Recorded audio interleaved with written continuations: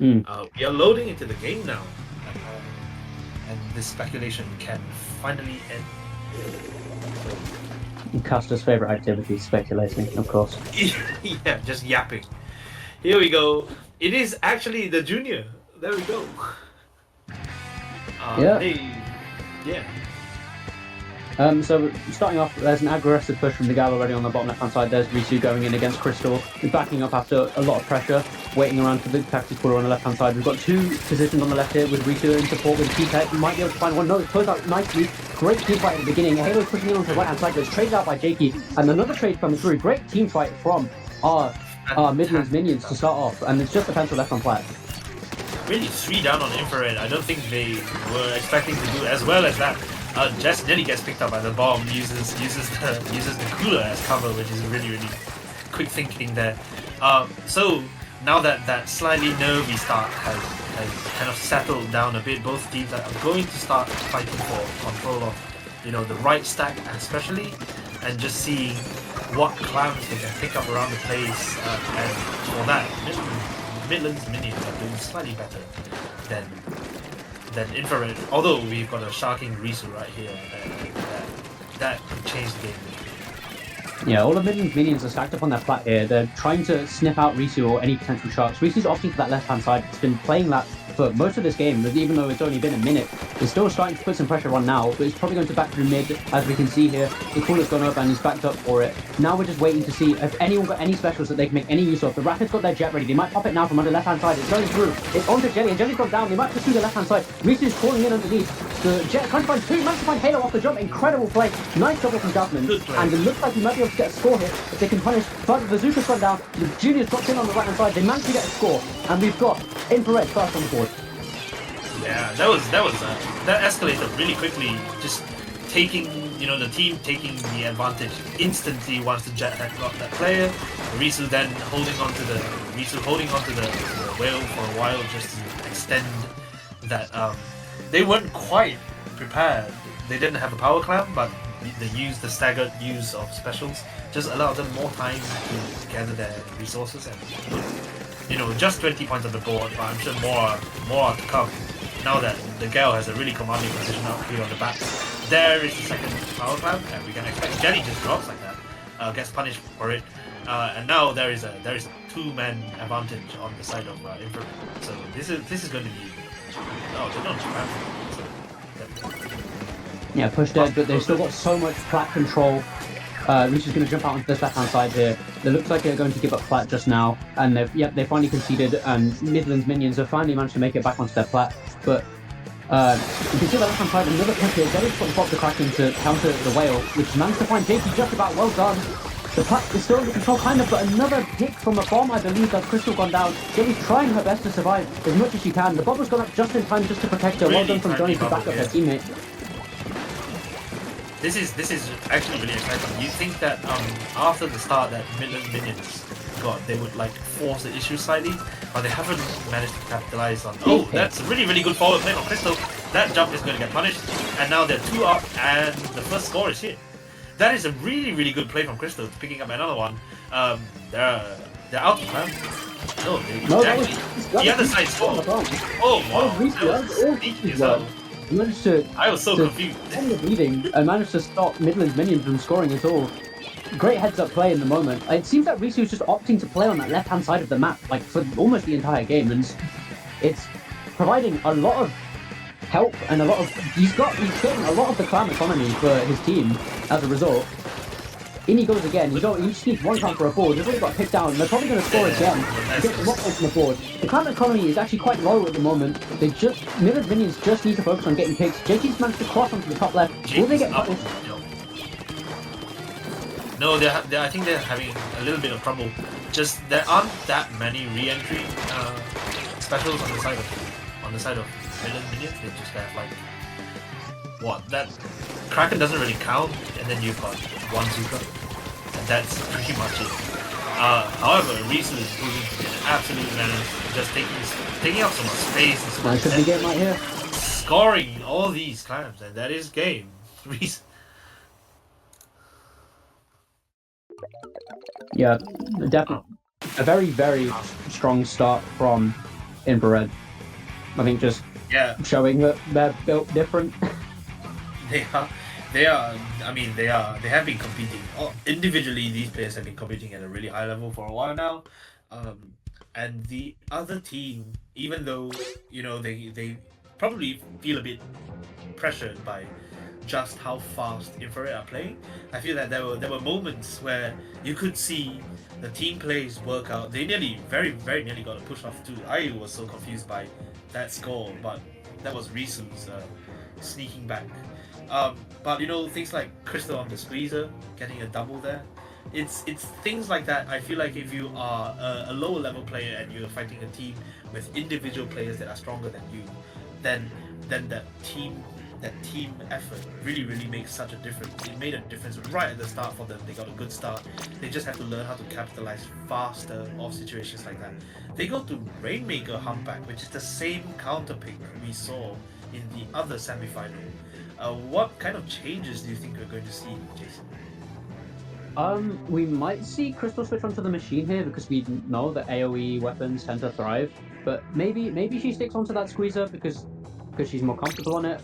I'm not sure, but I think what Midlands are looking for here is just to try and get early points off of an early opening game, like we saw in the last game. They fought very well off the opening. They might be looking to play through that opening game to try and score as many points as possible, and then spend the rest of the game just sitting back on defense and stalling out with their utility, like we saw from the junior with the bubble and the bomb spam and the squeezer for outranging people and things like that. So it might just be a stally game plan from Midlands Minions.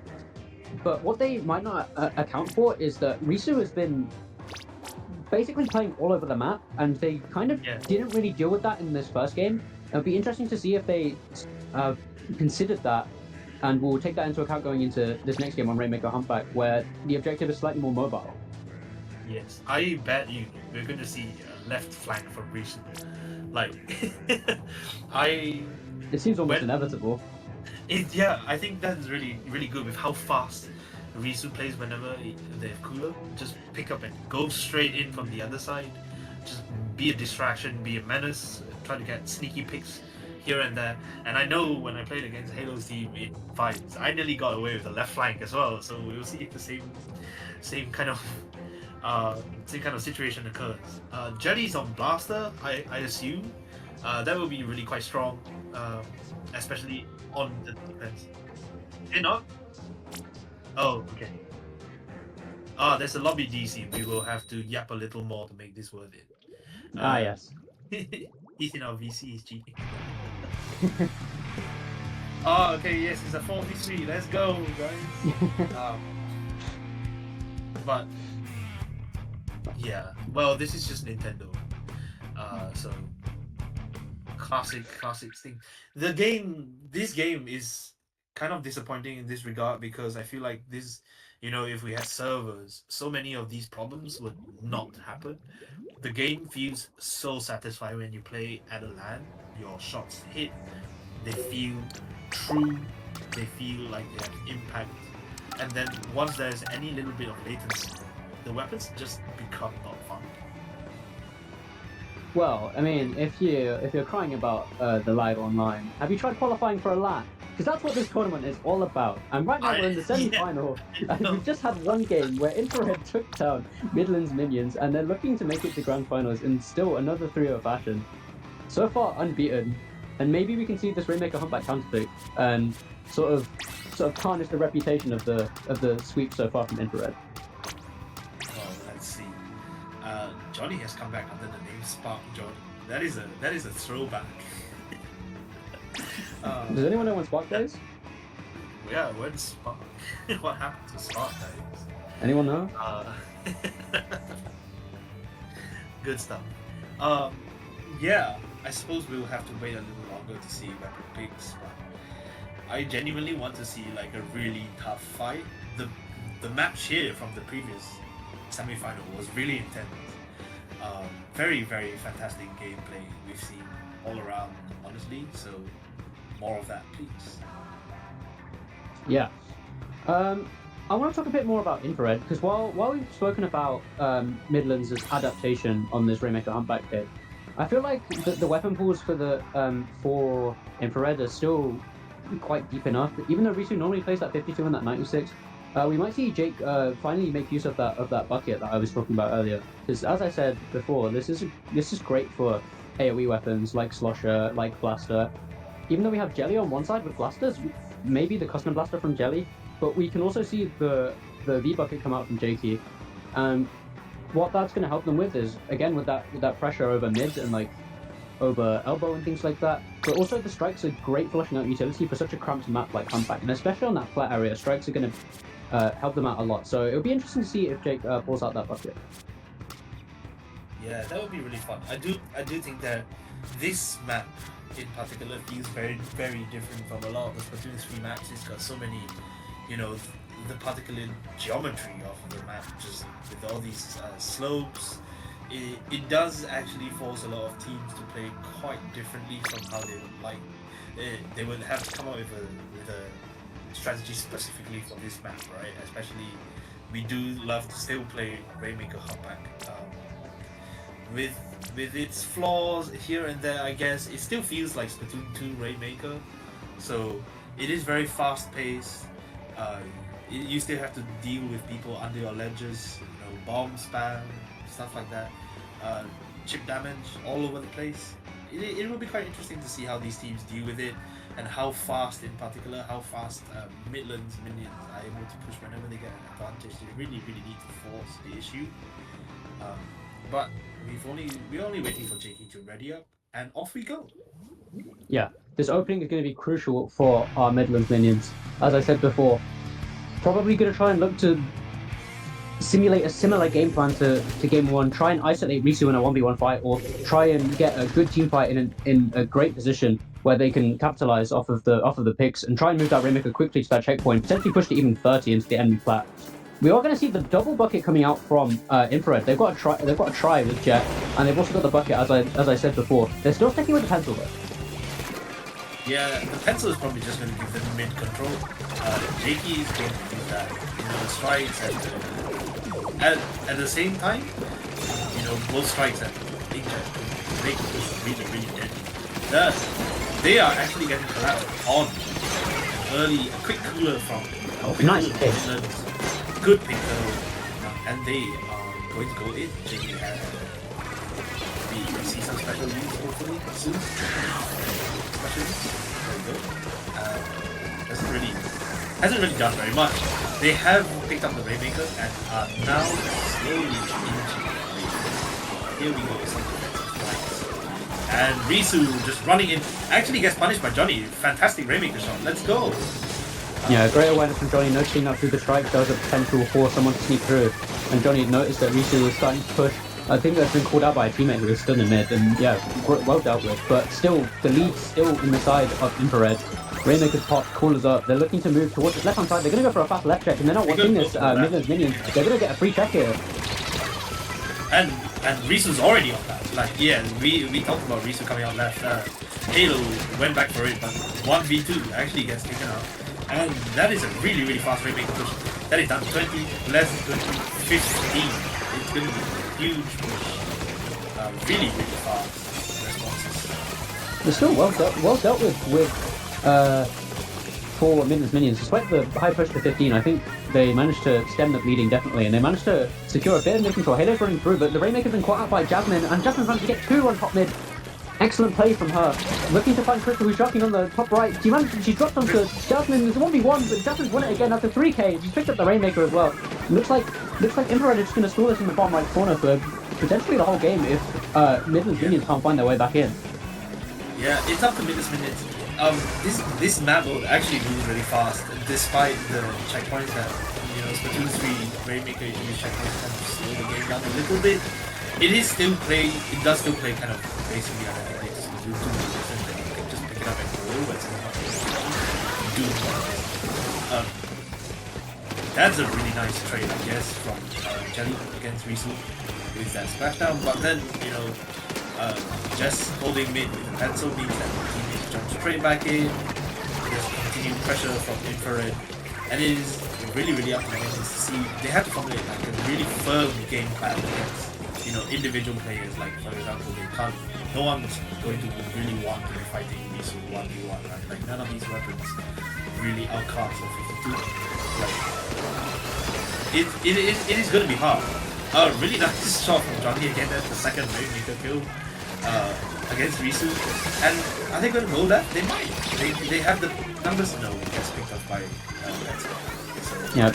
Jess managed to recompose by finding that pick onto that Rainmaker. Johnny was getting into the groove with those Rainmaker shots. They also managed to catch out Jasmine earlier with who was sharking on their right side of the map. It was a Rainmaker shot that managed to force Jasmine out to show her hand, and then she had to come back into mid. But they picked up the Rainmaker again. They managed to get cooler up. Midlands Minions looking to get that first checkpoint. Can they find a pick with anything? They don't have any utility, just a Rainmaker flooding down that enemy's court. The screen's gone through. There's a trade from one. That's two down to the side of Midlands Minions. That's a free checkpoint, surely. The strike's going to stall out. Well played from Jakey. Jen's pushing in on that plat as well. Jakey's trying their best to live. They managed to, but the check has been given up, and that's huge for Midlands Minions. No, this is a really, really good sequence of play from Midlands. They actually had Infrared basically fighting a 3v4 for quite a while. Just managing to stagger. They teamed up, picked nice up utility one by one. Really, really good stuff. Now with the cooler, Johnny's gonna die to Ooh, what curling? No way. Fantastically placed curling. And now they get the wipeout. So that is the end of that push. But that was a really, really encouraging bit of gameplay from Midlands Minions. When you actually team up and take one player down one by one, and then that kind of just snowballs slightly. They will want a little bit more of that pressure to keep going. Fantastically timed double as well. Now they really have to deal with it. Okay, so Jess holds the positions, right? They need to take out the pencil before they can make a serious push. But then also now the strikes on the thing, they have to just pick it up. They have to pick that thing up. And if you can't get to it, that is game. Yeah, they managed to put that Rainmaker in the nastiest spot possible for Midlands Minions. They really couldn't do anything about that. And they had the screen ready, they had the strikes ready, they had all the right utility ready for that final hold. And unfortunately, the counter pick doesn't go in the way of Midlands Minions, and Fred have gone up 2-0, and that's match point for them. One more, and they will have gone flawlessly into grand finals. That is a commanding performance. It is really nice to see these moments of clarity. I feel like when Midlands Minions something clicks together for them, and they go, "Yo, look, we can actually push."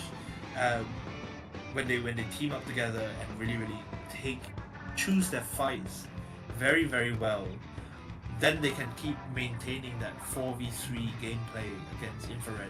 And that was really nice to see here. So it was nice to see the first game, it was nice to see here. They just have to be very, very organized about these fights that they're taking. And of course, Infrared has players who have the individual brilliance to walk in and get a double, right? So Midlands Minions have to be much more careful about that. We want to see, I don't know what they could possibly counterpick to push that advantage that they get. They are really playing as a solid team. It's quite nice to see. So we're just waiting for the counterpick to come right now. Yeah, I think Midlands Minions probably want to pick tower control here because they're playing with that junior. They want that bubble for tower. Although on the other side they have strikes, but I think TC might be the best option for them, considering that if they pick zones, they're playing zones into another pencil, which would be really rough for them in terms of paint output. Even though they have the junior and the zap, they lack the range. So I think TC might be the call for them. As opposed to what map specifically, really, there aren't a lot of maps that are bad for pencil, unfortunately. So. Oh yes, that's true, right? You have a pencil and a 52 working together. There is so much paint for the 52 to be in, and then the 52 has walls, and that's just more of a headache. We saw in the other semi-finals that they had counterpicked back to Clamblitz, so that was unusual. Oh, Rainmaker again. Rainmaker Manta Maria is the counterpick of choice. Well, actually, really that's still a good pick because pencil on Manta is definitely not one of its strongest. While there are positions where pencil definitely thrives, it's definitely not the best. And also they picked Rainmaker if Infrared run pencil again. So the objective for Midlands Minions just really might just to be like to push Rainmaker as much as they can just to get one on board. Yeah, I think they want to try to hold on to mid because no one wants to fight a pencil in mid.